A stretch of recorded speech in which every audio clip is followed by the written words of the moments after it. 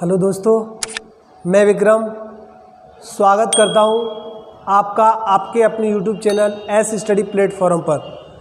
देखिए, मुग़ल वंश में मुग़ल काल का अगला वीडियो यानी मध्यकालीन भारत की श्रृंखला का मेरा अगला वीडियो जलालुद्दीन मोहम्मद अकबर। ठीक है, इससे पहले आप हुमायूं, शेरशाह और क्या कहते हैं बाबर के बारे में पढ़ चुके हैं। ठीक है, अगर आप पहले वाले मेरे वीडियो नहीं देखे हों तो उन वीडियो को देखिएगा, तब जाकर आपको ये और ज़्यादा अच्छा समझ में आएगा। ठीक है, तो देखिए चलते हैं अगले वीडियो पर। इसी पर देखिए मोहम्मद यानी कि जलालुद्दीन मोहम्मद अकबर, इसका देखिए शासनकाल रहा था 1556 से यानी 1605 ईस्वी तक, लगभग 50 वर्षों तक इसका शासन रहा था भारत में। ठीक है, तो देखिए इसने इस दौरान कई महत्वपूर्ण कार्य किए, उनके बारे में हम चर्चा करेंगे।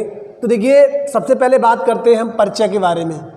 परिचय के बारे में देखिए, इनका जो जन्म हुआ था 15 अक्टूबर 1542 ईस्वी में, जिस समय देखिएगा जो हुमायूं था निर्वासित जीवन व्यतीत कर रहा था, उस समय इसका जन्म हुआ था 1542 ईस्वी 15 अक्टूबर। ये हुआ था देखिए अमरकोट में, राणा बीरसाल के महल में। ठीक है, कहाँ हुआ था? राणा बीरसाल के महल में हुआ था। और इसके पिता का नाम तो आप जानते ही हैं, हुमायूं। इसके पिता का नाम हुमायूं था। और देखिएगा हुमायूं का पुनः शासन प्राप्त करना, हुमायूं ने पुनः शासन अपना 1555 ईस्वी में प्राप्त किया था। उसके बाद अगले साल यानी 1556 ईस्वी को जनवरी में उसकी दीनपना महल से गिर कर के उसकी मृत्यु हो जाती है। और उस समय पर क्या था, अकबर जो था क्या कहते हैं पंजाब में कालानौर क्षेत्र में था। तो देखिए ये शासक बनता है, क्या कहते हैं इसका राज्य अभिषेक 14 फरवरी 1556 ईस्वी में कालानौर पंजाब के क्षेत्र में हुआ था। यानी इसको राजा बनना पड़ा था जबरन, क्योंकि इसके पिता की मृत्यु जल्दी हो गई थी। ठीक है, इसके पिता की मृत्यु के बाद ये कालानौर में इसका राज्य अभिषेक हुआ था। आप याद रख सकते हैं 14 फरवरी, ठीक है, वैलेंटाइन डे का दिन है। ठीक है, देखिए कालानौर पंजाब के क्षेत्र में हुआ था। ठीक है, इसका जो प्रधानमंत्री बैरम खां इसका जो संरक्षक भी रहा था। इसको ये खान बाबा के नाम से जानता था, खान बाबा के नाम से पुकारता था। ये वजीर के पद पर भी रहा था बैरम खां। ठीक है, बैरम खां वजीर के पद पर भी कार्य किया था इसने। तो देखिएगा अगला महत्वपूर्ण तथ्य है, महत्वपूर्ण जो है, जो अकबर के बारे में जानकारी मिलती है, वो है अकबरनामा। अकबरनामा से जो अबुल फजल के द्वारा लिखा गया है। ठीक है, अकबरनामा से अकबर के बारे में अत्यधिक जानकारी मिलती है। और उसके बाद देखिए इसी का एक अध्याय है, तीसरा अध्याय, जिसे आयन अकबरी के नाम से जाना जाता है। सबसे ज़्यादा महत्वपूर्ण जानकारी आयन अकबरी से ही मिलती है सबसे ज़्यादा। ठीक है, तो देखिए इसके बाद हम बात करते हैं, ये परिचय के बारे में बात हो गई। अगला चलते हैं हम बैरम खां के संरक्षण में, जिसने शासन किया था उसके बारे में चर्चा करते हैं। देखिए इसने क्या किया था, 1556 ईस्वी से 1560 ईस्वी में बैरम खां के संरक्षण में शासन किया था राजा बन करके। ठीक है, क्योंकि हुमायूं की मृत्यु जल्दी हो गई थी और उस समय अकबर की उम्र मात्र 14 वर्ष की थी। ठीक है, तो हुमायूं की मृत्यु के बाद 14 वर्ष की उम्र में ये बादशाह बनता है। ठीक है, प्रारंभिक जीवन में यह बैरम खां के संरक्षण में इसने शासन किया था। कब से कब तक? 1556 ईस्वी से 1560 ईस्वी तक। देखिए इसके बाद क्या होता है कि देखिए इसने इस दौरान भी युद्ध लड़े, यानी ये नाबालिग था तब भी इसने युद्ध लड़े थे, लेकिन बैरम खां के संरक्षण में। ठीक है, इसके उसी समय 1500 यानी शासक बनने के तुरंत बाद इसने एक युद्ध लड़ा था, पानीपत का द्वितीय युद्ध।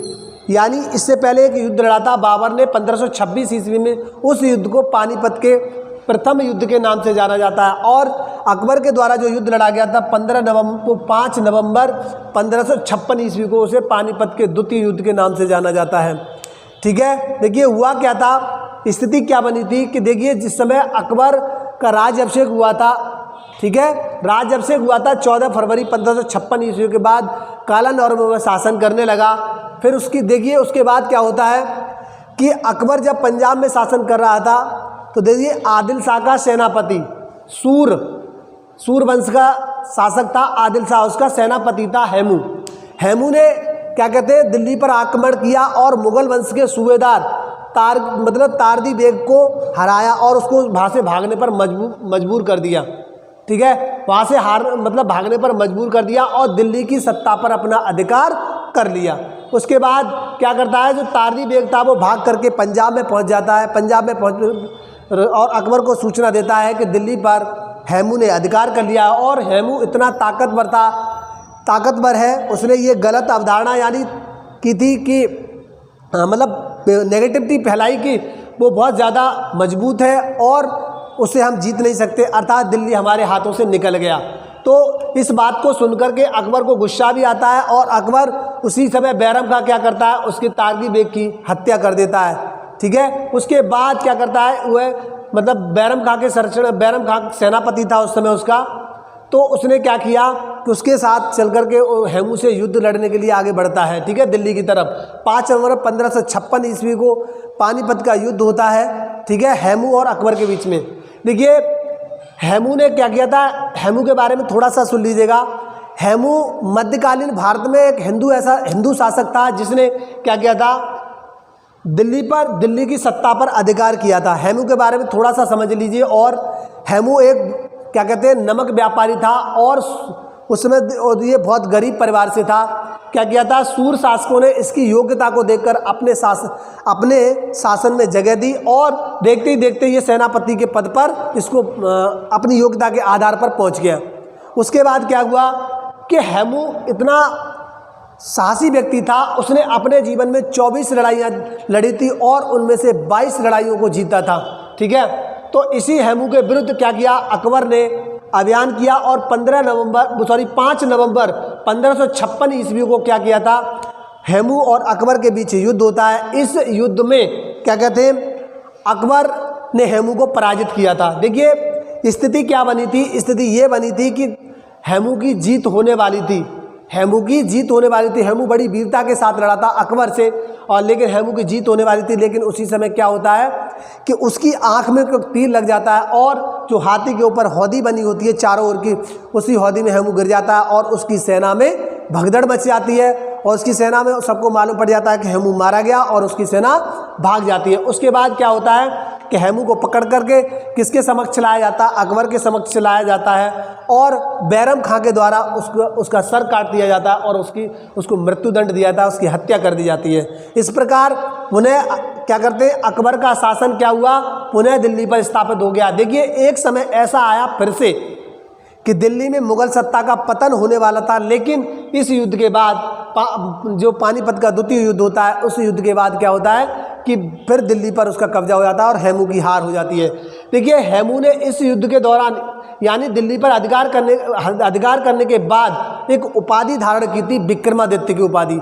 इससे पहले और भी राजाओं ने विक्रमादित्य की उपाधि धारण की थी, लेकिन हेमू एक ऐसा शासक था, 14वां शासक था जिसने विक्रमादित्य की उपाधि धारण की थी। ठीक है, उसके बाद क्या होता है, अकबर ने क्या किया था, पानीपत का युद्ध जीतने के बाद 1556 से लेकर 1560 ईस्वी तक बैरम खां के संरक्षण में शासन किया था। ठीक है, उसके बाद अब देखिए इसके बारे में आगे पढ़ते हैं हम, किसके बारे में, अब बैरम खां के बारे में, बैरम खां की मृत्यु के बारे में पढ़ते हैं। बैरम खां देखिए, बैरम खां संरक्षक रहा था अकबर का।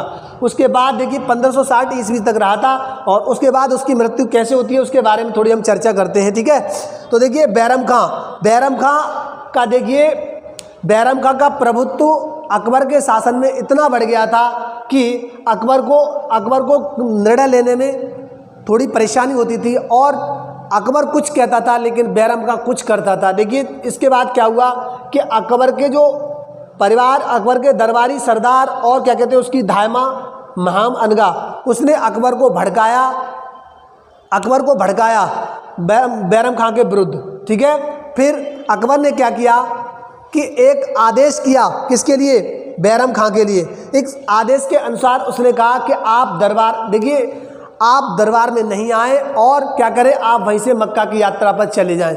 तो देखिए उस समय क्या था, बैरम खां उस समय दरबार में भी नहीं था, एक अभियान पर निकल गया था। उसी अभियान के दौरान अकबर ने एक सूचना भिजवाई कि आपकी दरबार में कोई ज़रूरत नहीं है, आप मक्का की यात्रा पर चले जाएं।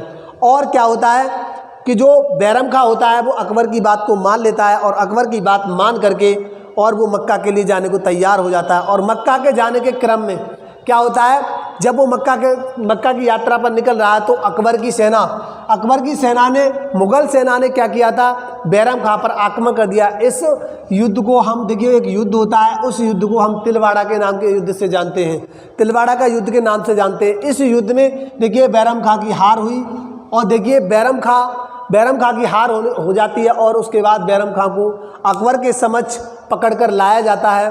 और देखिए अकबर बैरम खां का सम्मान करता था। उसने उनको 3 विकल्प दिए थे, उसने 3 विकल्प दिए थे। उन्होंने कहा था कि आपको किसी राज्य का सूबेदार बना दिया जाएगा, आपको किसी राज्य का सूबेदार बना दिया जाए, और दूसरा दिया था आप हमारे सुरक्षा सलाहकार बनकर आप हमारे राज्य में रह सकते हैं, और तीसरा आप उनको दिया, उसको विकल्प दिया गया कि आप मक्का की यात्रा पर जाएं और आप अपना सारा जीवन वहीं पर व्यतीत करें। तो देखिए जो बैरम खां था वो बहुत ही उच्च पद पर रह चुका था, सेनापति मतलब क्या कहते हैं, प्रधानमंत्री के पद पर रह चुका था, वजीर भी रह चुका था। तो उसने क्या किया, जो सूबेदार, राज्य का सूबेदार बनना अपने सम्मान को ठेस समझा और सुरक्षा सलाहकार भी बनना उसने क्या किया, फाइनली मक्का की तीर्थ यात्रा को जाना स्वीकार कर लिया। ठीक है, उसके बाद क्या होता है कि वो मक्का की पुण्य यात्रा पर जब निकलता है, पुण्य यात्रा पर मक्का पर जाने लगा, तो उसी क्रम में पाटम नाम का क्षेत्र है गुजरात में, मुबारक खां के द्वारा, यह एक अफगान सरदार था, ये एक अफगान सरदार था, उसने उसकी हत्या कर दी। देखिए ये अफगान सरदार था कि देखिए ये इसके पिता की हत्या मच्छीवाड़ा के युद्ध में किसने की थी, बैरम खां के द्वारा कर दी गई थी। और ये उसी ताक में था कि कब बैरम खां से सामना हो और बैरम खां की हत्या की जाए। और उसने क्या करके, जब वो मक्का की यात्रा पर पुनः जा रहा था, उसी समय पर क्या किया, उसने पाटम नामक क्षेत्र गुजरात में उसकी क्या की, मुबारक खां द्वारा हत्या कर दी गई। ठीक है, मुबारक खां। अब ये सूचना जैसे ही अकबर को मिलती है, अकबर ने क्या किया था, अकबर ने बैरम खां की विधवा से निकाह कर लिया, जो कि जो बैरम खां की जो विधवा थी वो किसकी, वो उसके चाचा की पुत्री थी, अर्थात हुमायूं की भतीजी। उससे विवाह कर लेता है ताकि वो भटके ना, इसलिए रोड पर मतलब सड़कों पर ना भटके, और इसी कारण उसने विवाह कर लिया। और उसके पुत्र क्या नाम था, रहीम की शिक्षा की अच्छी व्यवस्था की और उसको बाद में खाना की उपाधि दी थी, उपाधि से विभूषित किया था यानी। तो उसके बाद क्या किया था, अगला चलते हैं। देखिए उसके बाद क्या होता है कि बैरम खां से उसका छुटकारा मिल जाता है। बैरम खां से छुटकारा मिलने के बाद अगली स्थिति बनती है पर्दा शासन अर्थात पेटीकोट शासन। देखिए पेटीकोट शासन या पर्दा शासन इसको इसलिए कहा जाता है क्योंकि उस समय पर 1560 से 1564 या 62 तक अकबर के शासन में महिलाओं का प्रभुत्व अधिक बढ़ गया था, इसलिए इस समय के शासन को क्या कहा जाता है, पेटीकोट शासन कहा जाता है। तो ठीक है, देखिए इस समय पर क्या हुआ था, शासन में धायमा जो क्या कहती है, अकबर को उन्होंने पाला था उन्हीं के समय में। तो देखिएगा महाम अनगा इनका नाम, और उनका पुत्र था, क्या नाम था, आदम खां, जीजी अनगा, शिहाबुद्दीन उत्का और मुनीम खां, मुल्ला पीर मोहम्मद और क्या कहते हैं राजमाता हमीदा बानो बेगम। इनका प्रभाव बहुत अधिक रहा था। इसको हरम दल के नाम से जाना जाता है। जो ये व्यवस्था थी, इसमें इस व्यवस्था में लोग थे, उनको हरम दल के नाम से जाना जाता है। समझ में आया? तो देखिए उसका प्रभाव बहुत अधिक बढ़ गया था, इसलिए इस समय को हम पेटीकोट शासन या पर्दा शासन के नाम से जानते हैं।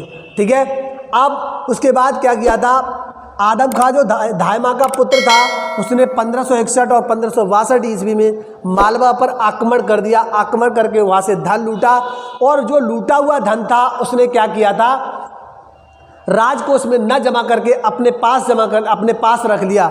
जब इस बात की सूचना अकबर को मिली तो अकबर ने क्या किया था, उसको चेतावनी दी कि आप राज्य में जमा करें, शासन को पैसा जमा करें राजकोष में, लेकिन उसने ऐसा नहीं किया, बल्कि उसने अकबर की हत्या कर दी।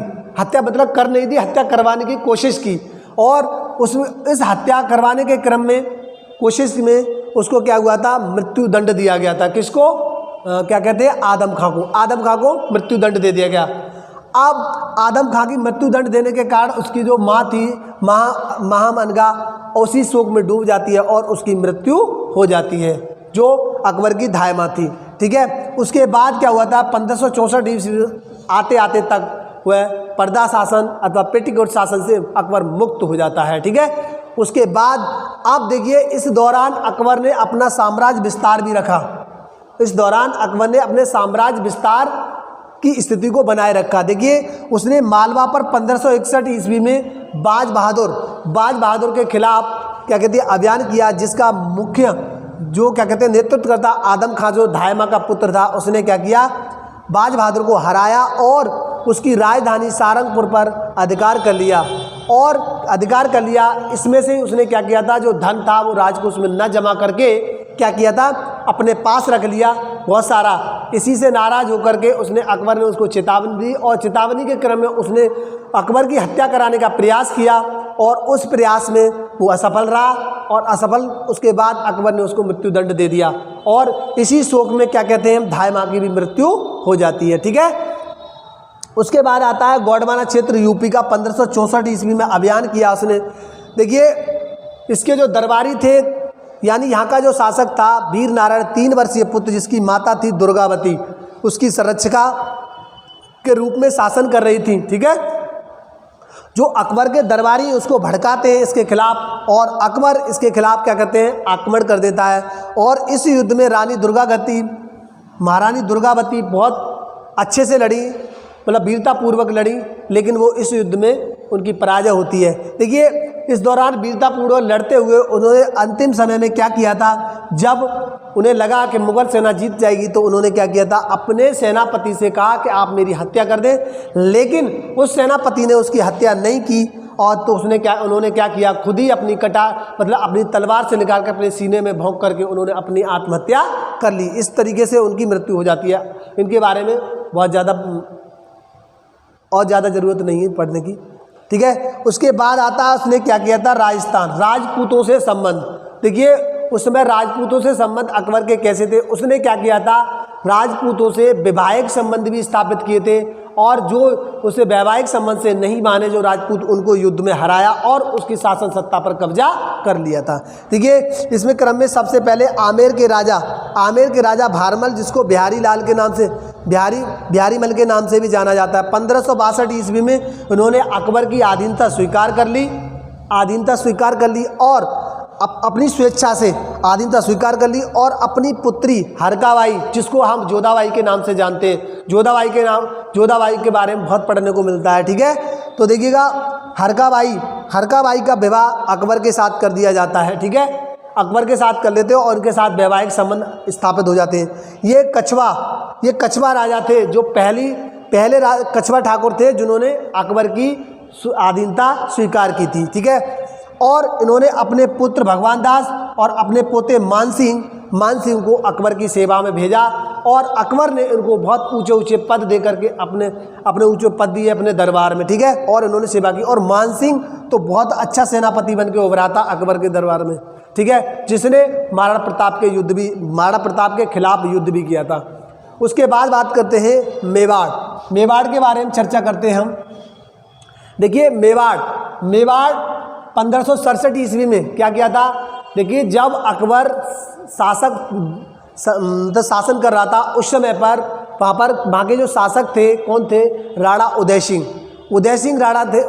उदय सिंह शासक थे। तो 1500 प्रारंभ में तो उसने कोई आक्रमण नहीं किया, इनके खिलाफ कोई एक्शन नहीं लिया, लेकिन 1567 ईस्वी में इसने क्या किया था, इनके खिलाफ चित्तौड़ पर आक्रमण किया और इस आक्रमण से भयभीत होकर के राणा उदय सिंह यहाँ से भाग जाते हैं और भागने के कारण अकबर यहाँ पर क्या करता है, बहुत ज़्यादा लूटपाट करता है और उस शासन और हत्याएं करता है और उसके बाद क्या करता है, उस शासन सत्ता पर कब्जा कर लेता है। उसके बाद 1572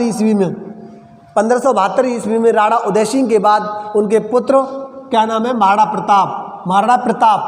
प्रताप के नाम से भी जानते हैं, महाराणा प्रताप जो बहुत ज़्यादा प्रसिद्ध हैं। ठीक है, महाराणा प्रताप शासक बनते हैं और उन्होंने क्या किया था कि जो अधिकांश भाग था अकबर से अपना अधिकांश भाग जीत लिया और अपना राज पुनः प्राप्त कर लिया था।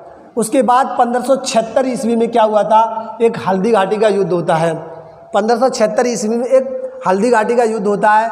इस युद्ध में अकबर की जीत होती है और राणा प्रताप को क्या करना पड़ता है, अपना बहुत सारा क्षेत्र गंवाना पड़ता है। क्या करना पड़ता है, बहुत सारा क्षेत्र अपना गंवाना पड़ता है। और देखिएगा उसके बाद क्या कहता है 1597 ईस्वी में जब तक उनकी मृत्यु होती है तब तक वो क्या करते हैं, अपना बहुत सारा शासन चित्तौड़ वगैरह को अपना पुनः अपना जीत लेते हैं। ठीक है, उसके बाद और जो कहते हैं राणा प्रताप की मृत्यु तक, और उसके बाद उनका पुत्र जो बनता है राणा अमर सिंह, और उस टाइम तक देखिए अकबर के समय में कभी भी क्या कहते हैं मेवाड़ चित्तौड़ पर कब्जा नहीं, मतलब मेवाड़ पर तो कब्जा था लेकिन चित्तौड़ पर कभी कब्जा नहीं हो चुका था, क्योंकि राणा प्रताप मेवाड़ को स्वतंत्र नहीं करा पाए थे अपने जीवन में। ठीक है, उसके बाद क्या किया था, महाराणा प्रताप की मृत्यु हो जाती है। और देखिए जो अकबर से हल्दीघाटी का युद्ध हुआ था महाराणा प्रताप का, उस युद्ध में अकबर की तरफ से क्या हुआ था, मानसिंह और आसफ खां उनके सेनापति थे, जबकि राणा प्रताप की तरफ से कौन था, सेनापति हकीम खां। देखिएगा अकबर की तरफ से जो सेनापति था वो हिंदू था, और जबकि महाराणा प्रताप की तरफ से जो युद्ध लड़ने वाला जो सेनापति था महाराणा प्रताप का वो हकीम खां था। ठीक है, वो एक मुस्लिम था।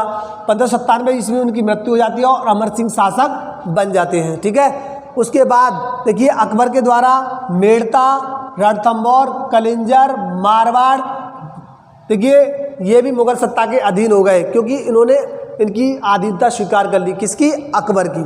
ठीक है, अब मुगल सत्ता के अधीन हो गए। ठीक, उसके बाद क्या हुआ, उसका अभियान, अगला अभियान था गुजरात का अभियान 1572 ईस्वी में।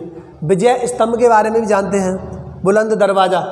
ठीक है, अब क्या कहते हैं, अकबर ने क्या किया था, इसमें उसने स्वयं आक्रमण किया था। ठीक है, स्वयं आक्रमण किया और सूरत को जीता, और उस समय वहाँ का शासक था मुजफ्फर खां शासक था, उसको उसने भागने पर मजबूर कर दिया, वो वहाँ से भाग जाता है और क्या करता है, अकबर जीत जाता है यहाँ से।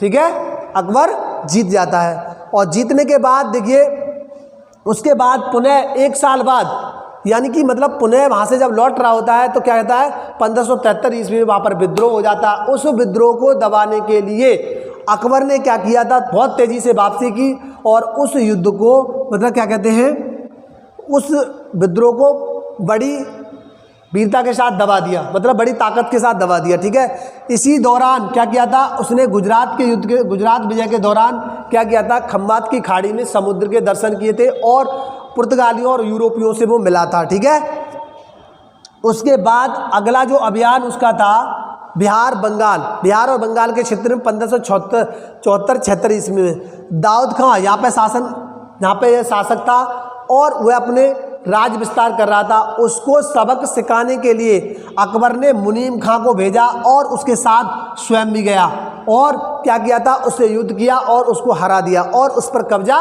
कर लिया।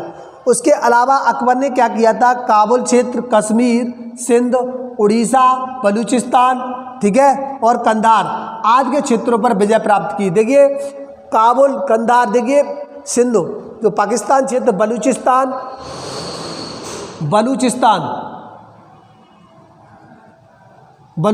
क्षेत्र जो पाकिस्तान में है और उड़ीसा भारत में है, पूर्वी क्षेत्र में, तो आदि पर उसने विजय प्राप्त की थी। ठीक है, उसने आदि पर विजय प्राप्त की थी। अब उसके बाद आता है दक्षिण भारत के अभियान। उसने देखिए किस किस को जीता था, देखिए खानदेश, दौलताबाद, अहमदनगर पर चाँद बीबी का अधिकार था, और अहमदनगर ऐसा राज्य था जिसको जो क्या कहते हैं दक्षिण में उसके द्वार खोल दिए थे उसने लड़ने के लिए आगे। ठीक है, और असीरगढ़ पर अधिकार कर लिया उसने। असीरगढ़ पर देखिए 1601 ईस्वी में उसने आक्रमण किया था। यह अकबर के जीवन का उसका अंतिम आक्रमण था। क्या था, अकबर के जीवन का अंतिम आक्रमण था उसने। ठीक है, अंतिम आक्रमण था, और बताते हैं ये बहुत ही ज़्यादा धनाढ़ राज्य था, किला था। इसकी चाबियां भी सोने की बनी हुई थी, ऐसा बताया जाता है कि इसकी चाबियां भी सोने की बनी थी। असीरगढ़ का किला उसने जीता था। ठीक है, उसका ये अंतिम था। ठीक है, उसके बाद अकबर की मृत्यु देखिए 1605 ईस्वी अक्टूबर में। ठीक है, 1605 ईस्वी में अक्टूबर की मृत्यु हो जाती है। अंतिम समय में वो क्या था, अकबर अपने पुत्र जहांगीर के विद्रोह से दुखी हो गए थे। ठीक है, क्योंकि जब जहांगीर ने विद्रोह किया था, विद्रोह में ही क्या किया था, जो अवल फजल थे उनकी भी उसने हत्या कर दी, जो कि उससे सबसे अकबर के ज़्यादा प्रिय थे, उन्होंने उसकी भी हत्या करवा दी थी। किसने, जहांगीर ने। ठीक है, तो दुखी हो जाते हैं, अंतिम जीवन में उनका दुख में बीतता है। और अक्टूबर में 1605 ईस्वी में उनकी मृत्यु हो जाती है। देखिए इनके बारे और इनको क्या किया जाता है, अकबर को आगरा के सिकंदरा में दफनाया जाता है। ठीक है, देखिए इनके बारे में थोड़ी सी और भी बात कर लेते हैं। अकबर एक अनपढ़ शासक था।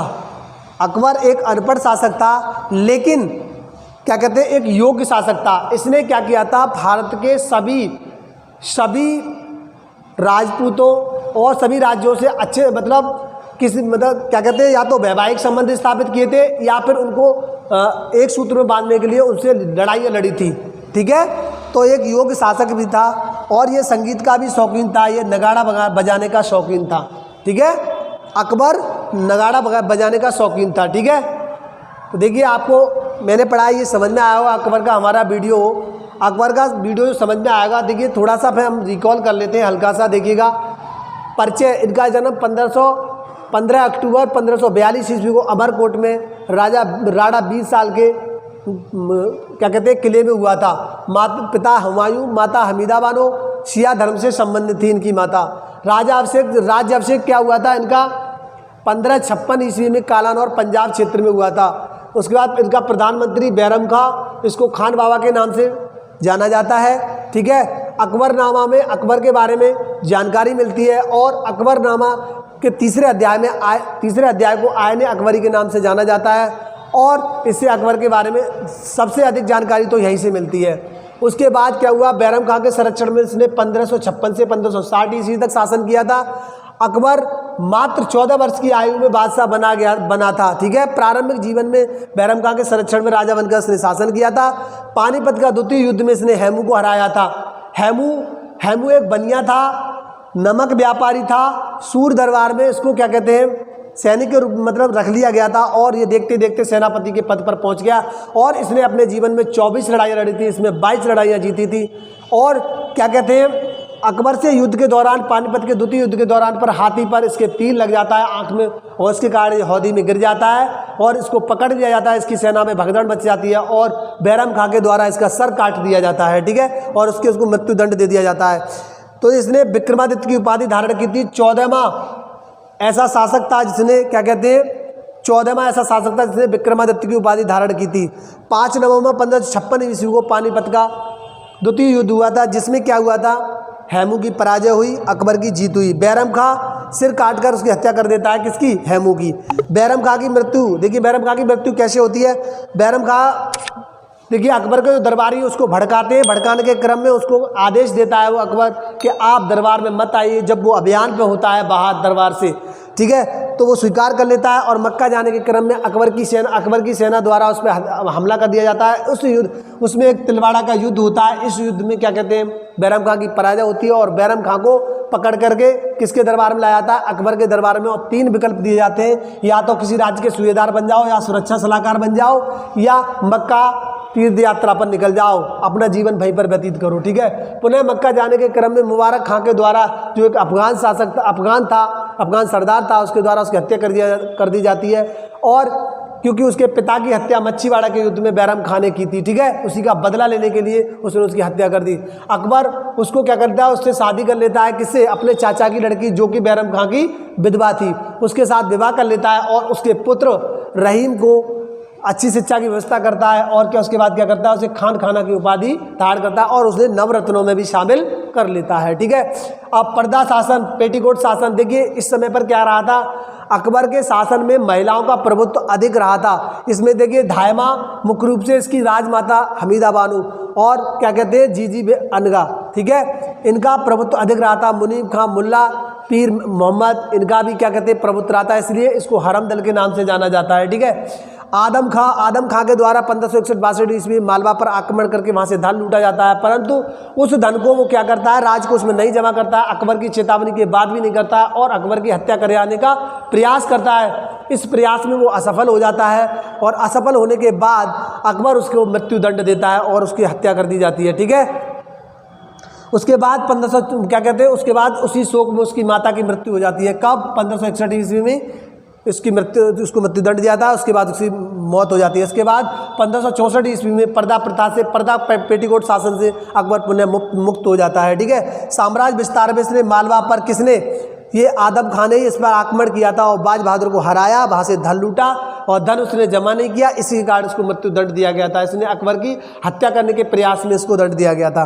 अब चुनारगढ़ के किले पर आसम खान ने इस किला को जीता। इसका सेनापति था आसफ खां, आसफ, उसने जीता था किले को। क्या किया? चुनार के किले को। गोंडवाना यूपी का क्षेत्र 1564 ईस्वी में दुर्गावती के विरुद्ध आक्रमण किया अकबर ने और उसमें अकबर की जीत हुई और दुर्गावती अपने आप अपनी तलवार से अपने सीने में भोंक करके मर जाती हैं। ठीक है, जब हार उन्हें दिखाई देती है।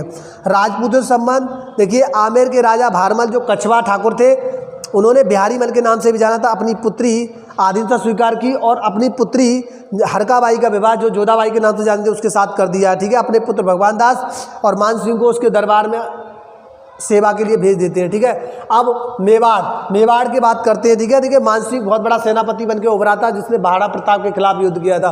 1567 ईस्वी में उदय सिंह के विरुद्ध आक्रमण किया और ठीक है, उदय सिंह वहाँ से भाग जाते हैं और उस पर कब्जा हो जाता है किसका? अकबर का। अकबर या लूटपाट करता है, हत्याएं करता है। ठीक है, और 1576 ईस्वी में हल्दी घाटी का देखिए 1572 ईस्वी में उदय सिंह के बाद महाराणा प्रताप शासक बनते हैं और 1576 ईस्वी में क्या होता है? अकबर और राणा प्रताप के बीच हल्दी घाटी का युद्ध होता है जिसमें अकबर की तरफ से सेनापति मानसिंह और आसफ खां और राणा प्रताप की तरफ से सेनापति हकीम खां। ठीक है, महाराणा प्रताप की मृत्यु के बाद उनका पुत्र अमर सिंह शासक बनता है। ठीक है, और अकबर अमर सिंह के शासन के दौरान या अकबर के समय के दौरान कभी भी राणा प्रताप के क्षेत्र पर पूर्ण रूप से अधिकार नहीं कर पाता है। आप उसके बाद मेड़ता और तंबा कलेंजर मारवाड़ मुगल सत्ता के अधीन हो गए, उन्होंने अधीनता स्वीकार कर ली। ठीक है, अब गुजरात 1572 ईस्वी में अकबर ने स्वयं आक्रमण किया था। मुजफ्फर खां यहाँ का शासक था, उसके विरुद्ध उसने शासक किया, सूरत को जीता, धन लूटा यहाँ से और फिर पुनः विद्रोह हो जाता है। तो 1573 ईस्वी इस विद्रोह को बड़ी दृढ़तापूर्वक दबाया। खम्बात की खाड़ी में समुद्र के दर्शन उसने तभी किए थे। ठीक है, पहली बार समुद्र को देखा था। बिहार बंगाल के क्षेत्र पर उसने 1576 ईस्वी में आक्रमण किया था जिसमें दाऊद खां को हराया था। दाऊद खां उसने क्षेत्र विस्तार की कोशिश कर रहा था, उसको क्या कहते हैं, सबक सिखाया था, उसने हराया और भगा दिया। काबुल, कश्मीर, सिंध, उड़ीसा और बलूचिस्तान आदि पर उसने कंधार आदि पर विजय प्राप्त की और दक्षिण भारत में उसने क्या किया था? खानदेश, दौलताबाद, अहमदनगर, चांद बीबी का क्षेत्र, उस असीरगढ़ तो बहुत धनाढ़ था, उसको जीता। इसकी चाबियां भी सोने की बनी थी इस किले की। और उसके बाद 1601 ईस्वी का इसका अंतिम अभियान था और यानी अक्टूबर 1605 ईस्वी में अकबर की मृत्यु हो जाती है। अंतिम दिनों में जहांगीर से बहुत दुखी होते क्योंकि जहांगीर ने विद्रोह करना शुरू कर दिया था और देखिए इसे अनपढ़ शासक के रूप में जाना जाता है। ठीक है, और एक योग्य शासक भी था। नगाड़ा बजाने का, संगीत का बहुत शौकीन था और नगाड़ा बजाने का अकबर बहुत शौकीन था। ठीक है, तो दोस्तों मैं समझता हूँ आपको मेरा पढ़ाया हुआ समझ में आया होगा और समझ में आ रहा है। तो देखिए अगर समझ में आए तो लाइक और शेयर करिएगा। ठीक है, कमेंट जरूर करिएगा, आप कमेंट नहीं करते हैं। ठीक है, तो दोस्तों मिलते हैं अगले वीडियो में। धन्यवाद, जय हिंद दोस्तों।